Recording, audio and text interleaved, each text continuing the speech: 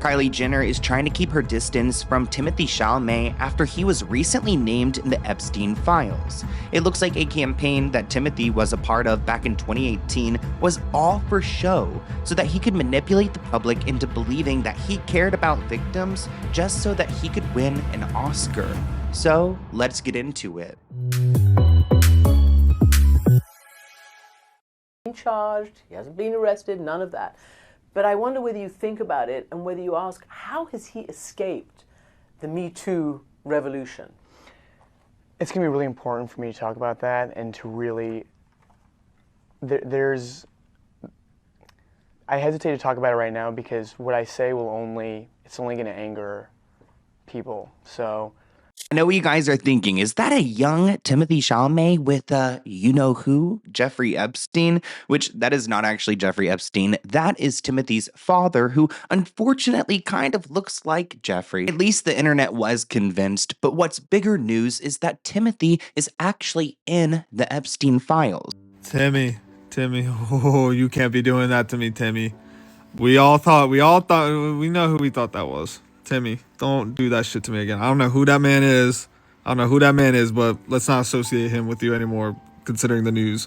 To explain to you guys how Timothée Chalamet ended up in the Epstein files, I need to introduce you guys to this woman. Her name is Peggy Siegal, and she is a big-time publicist and was very, very close to Jeffrey Epstein. Not only was she friends with Jeffrey, but she also worked with Jeffrey. And it also looks like there's moments where she had connected him to people that he was looking for that he ended up SAing. Kind of sounds like she's like a Ghislaine Maxwell type. And in my opinion, she seems as guilty as the rest of them, especially when you see the way that she speaks in these emails. But of course, when Jeffrey Epstein was first exposed, she said that she had no idea that he was doing these things to underage girls. And look at this original statement she made when he was first convicted and she was completely canceled immediately.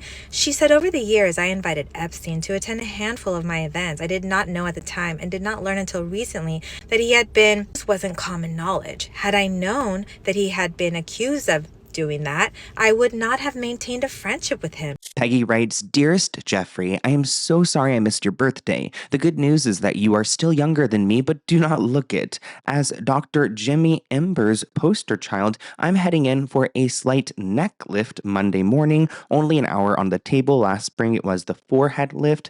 Looks like her doctor is giving her the full facial package because he's obsessed with her and having her as his spokeswoman, which is just so Hollywood. She said, "How have you been? What's up with the Caribbean island? Staff still sleeping in the tunnels? Retrieved all the furniture out of the ocean? Did you take photos? Are you presently rebuilding?" You'll see that there are some equal marks throughout this email that happens sometimes when you're downloading this kind of data into a file form. She writes, "I am sick about Woody and this Me Too witch hunt, which is out to destroy an 80-year-old global cinematic treasure, and it makes me so sad. I saw literally Agent Lynn Nesbitt at Billy Rayner's funeral, and she said, Woody is guilty. Of course, she is the agent for Ronan and Dylan. Even my friend, Timothée Chalamet," here we go, people. Timothy, who donated his salary from Woody's last film to 3 political agencies, was sick about being forced into any action by the press. He could not go any place on his Call Me By Your Name Oscar campaign without the press hounding him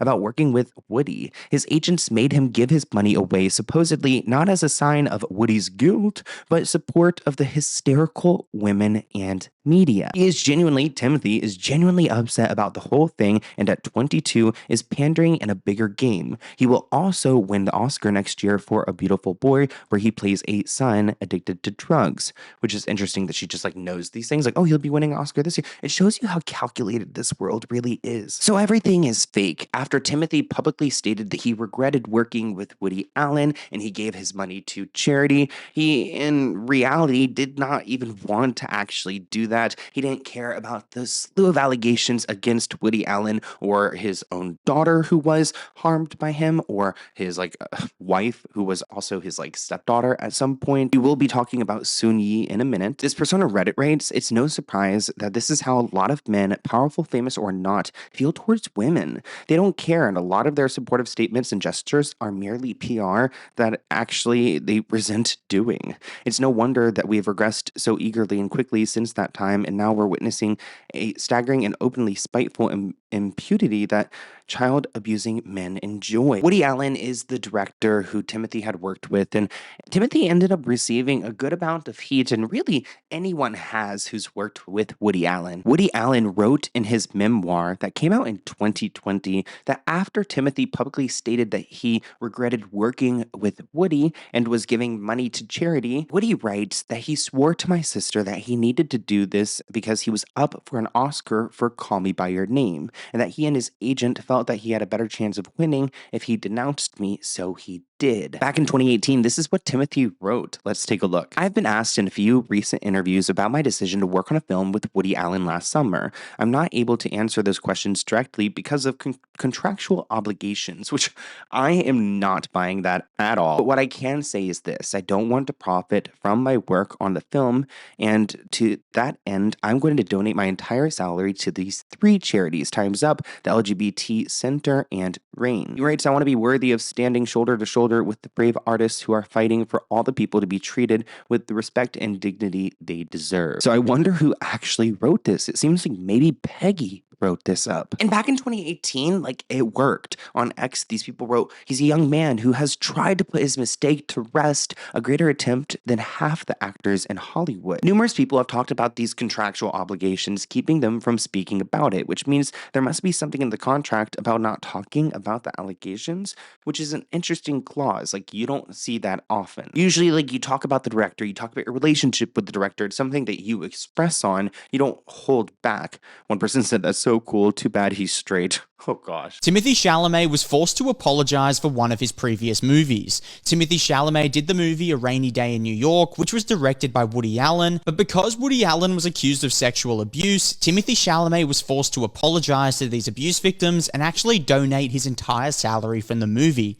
Some people are saying it was unfair for Timothée Chalamet to have to donate his money when it wasn't him that abused anyone. Soon-Yi Previn is Woody Allen's partner. It's so bizarre, but she once upon a time was adopted by one of his girlfriends. They ultimately got together, and they have a huge age gap in a really bizarre relationship. Well, we actually have some emails from Soon-Yi that had been recently released in the Epstein files. So this was a review that was sent to Jeffrey from Soon-Yi. It was a New York Times review of the movie Hot Summer Nights. They're kind of going back and forth on it, and she writes, I'm glad that prick Chalamet's movie did not get a good review. No, I'm not vindictive, with a smile. Here's a story from the New York Times that I thought that you'd find interesting. Timothée Chalamet plays a city kid trying to adjust to life in a small beach town in this film from newcomer Elijah Bynum. So it's interesting, after he kind of dissed Woody to go and protect himself, from his past and to secure an Oscar, they kept their eyes on Timothée. This unique situation is so disturbing to me, and it's so sad how she's blinded that her husband is a terrible man. I mean, in her own right, she's a victim. She was groomed by him at a young age, so she probably doesn't even know better. Because this Timothée Chalamet wanted nothing to do with Woody Allen, so he donated his entire salary from the movie to women's abuse charities and told people not to see the film. Because of this, Timothée Chalamet was slammed by political commentator and talk show host Bill Maher, saying it was one of the fakest things he ever saw. That's because Soon-Yi and Woody Allen have been married since 1997, 2 years after Timothée Chalamet was born, and everyone in Hollywood knew the story for decades. Maher accused Chalamet of knowing about Woody Allen's issues and backstabbing him once the Me Too movement got involved. This is exactly why I think it's hilarious that so many people think his relationship with Kylie Jenner is PR. The dude sucks. I'm not surprised at all that he's joined the Kardashian clan. This person writes, I'm honestly in awe of his PR team. For example, Matty Healy, who's from the 1975, he also dated Taylor Swift. He said that, I think he pretty much said that Ice Spice looked like an old Asian woman. I'm sorry if I'm misquoting that, but he's really offensive. Anyways, he was photographed going to one of Kylie's parties once and was relentlessly dragged for it by the internet. Yet Timothée is hopping regularly on Kylie's private jet for years, living the billionaire lifestyle in this climate, and somehow manages to keep his positive image. It's so liberating in a way to learn everything the public usually suspects about these people's attitudes turns out to be true. All these performative actions, calling Me Too Too, a witch hunt. Yep, I'm not shocked in the slightest. There were a lot of people talking about Kylie Jenner in the comments, so let me give you guys an update on Kylie. What do you think she thinks about this news? I'm sure she's very stressed out. Now, I came across this page. His name is, I believe it's Michelle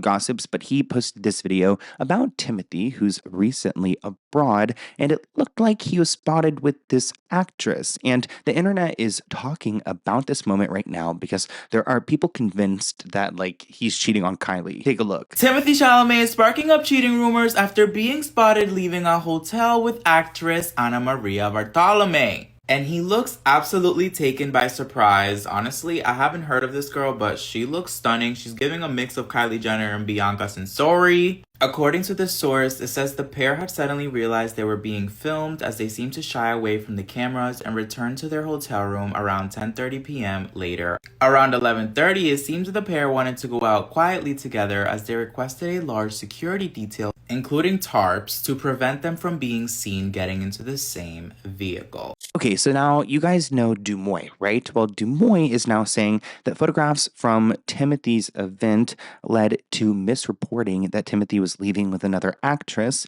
Pretty much, Timothy was leaving with a group of people and they just happened to be walking near each other, which is what the reports are saying. One person said that Kris Jenner's check cleared. So there's some people stating that like Kris Jenner had just, set this up to make sure the news was, in Kylie's favor. But what a messy week for Timothy. It definitely makes me look at him differently. I mean, he's an actor, which means like when he's saying these things about like Me Too and everything like that, I mean, I think it is all just for show to please the right people so that he can go and try to secure that Oscar award. The Oscar award is voted by a bunch of different people who are within the industry. And if he sees that there's a trend and people think a certain way, then he'll hop on board and drag Woody Allen and end up in the Epstein files. But I hope you guys enjoyed, and I'll see you in a new one soon. Bye, guys.